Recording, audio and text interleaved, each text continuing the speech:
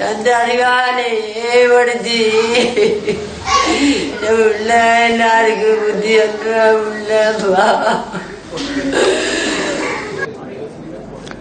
இது தனது மகனை இழந்த ஒரு தாயின் கதறல். கடந்த செவ்வாய்க்கிழமை மட்டக்களப்பு வெள்ளாவளி மாண்டூர் பகுதியில் இடம்பெற்ற துப்பாக்கிச் சூட்டில் தனது மகனை இந்த தாய் இன்று இழந்துள்ளார்.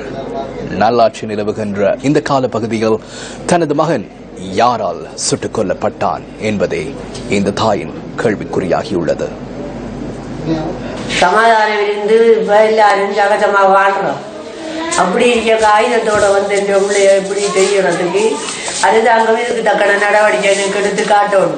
எல்லா வழியிலையும் தேடி என் பிள்ளைய செய்தவனுக்குரிய தண்டனையை வழங்கணும்.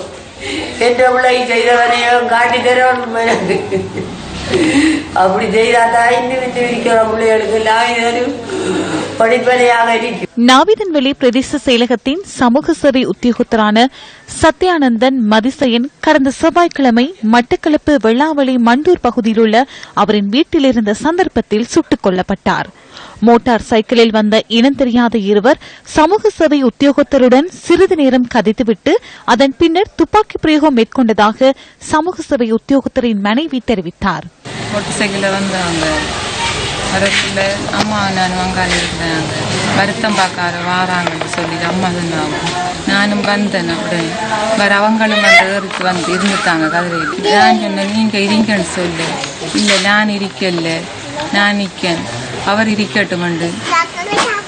இன்னொரு ஆள் வந்தவன் ஒரு ஆள் இருக்கான், ஒரு ஆள் தான் நின்றவன். அவன் ஹெல்மெட்டை களத்தில் பேக் போட்டிருக்கான். பக்கத்தில் இருந்தவர் ஹெல்மெட்டை களத்திட்டு மடிக்குள்ளே வச்சுட்டு இருந்தவர் இருக்கக்குள்ள அவர் இப்படி சொல்கிறார். நான் அங்கால் நின்றேன். கடுமையாக என்ன பார்க்கான் அவன் சொல்லித்தான். நான் பையன் அங்கால் நடந்து போகிறேன். அவர் இப்படி சொல்கிறார். எனக்கு இதுக்கு சம்பந்தம் இல்லைன்னு சொன்ன சத்தம் தான். அவ்வளோதான் எனக்கு கேட்டு வடிச்சத்தம் தான் கேட்டு. மட்டக்களப்பு மண்டூர் பகுதியில் சமூக சேவை உத்தியோகத்தர் ஒருவர் சுட்டுக் கொலை செய்யப்பட்ட சம்பவம் தொடர்பில் இதுவரை 15 பேரிடம் போலீசார் வாக்குமூலம் பதிவு செய்துள்ளனர். அத்துடன் கொலை சம்பவத்துடன் தொடர்புடைய சந்தேக நபர்கள் இதுவரை கைது செய்யப்படவில்லை என போலீசார் குறிப்பிடுகின்றனர். சந்தேக நபர்களை கைது செய்வதற்கான விரிவான விசாரணைகள் போலீசார் தொடர்ந்து முன்னெடுத்து வருகின்ற அதேவேளை கொலையுடன் தொடர்புடைய எவரும் இதுவரை அடையாளம் காணப்படவில்லை. இதேவேளை துப்பாக்கி பிரயோகத்தினால் தலையில் ஏற்பட்ட மூளைச்சிதைவினாலும் இரத்தப்போக்கினாலும் நிகழ்ந்த அதிர்ச்சி மரணம் என கொல்லப்பட்ட சமூக சேவை உத்தியோகத்தரின் பிரேத பரிசோதனை அறிக்கையில் தெரிவிக்கப்பட்டுள்ளது.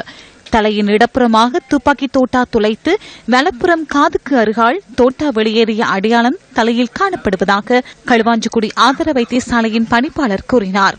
மிகவும் சிறிய ரக கைத்துப்பாக்கி ஒன்றினால் சமூக சேவை உத்தியோகத்தர் மீது சூடு நடத்தப்பட்டுள்ளது என சந்தேகிக்கப்படுவதாக பிரேத பரிசோதனையின் மூலம் கண்டறியப்பட்டுள்ளது எனவும் வைத்தியசாலையின் பணிப்பாளர் தெரிவித்தார். களுவாஞ்சிக்குடி ஆதார வைத்தியசாலையின் சட்ட வைத்திய அதிகாரி நீதிமன்ற வழக்கொன்று நிமித்தம் சென்றிருந்ததால் கல்முனை வடக்கு ஆதார வைத்தியசாலையின் பதில் சட்ட வைத்திய அதிகாரியினால் பிரேத பரிசோதனை நடத்தப்பட்டுள்ளது. நீண்ட காலத்தின் பின்னர் பட்டப்பகலில் இவ்வாறானதொரு துப்பாக்கிச் சூட்டு சம்பவம் இடம்பெற்றதை அடுத்து பொதுமக்கள் மத்தியில் தற்போது பாரியதொரு அச்சநிலை தோன்றியுள்ளது. நடைபெற்ற இந்த சூட்டு சம்பவமானது மட்டக்களப்பு மக்களாகிய பொதுமக்களாகிய எங்களுக்கு ஒரு அச்சமான ஒரு சூழ்நிலையை ஏற்படுத்தியுள்ளது.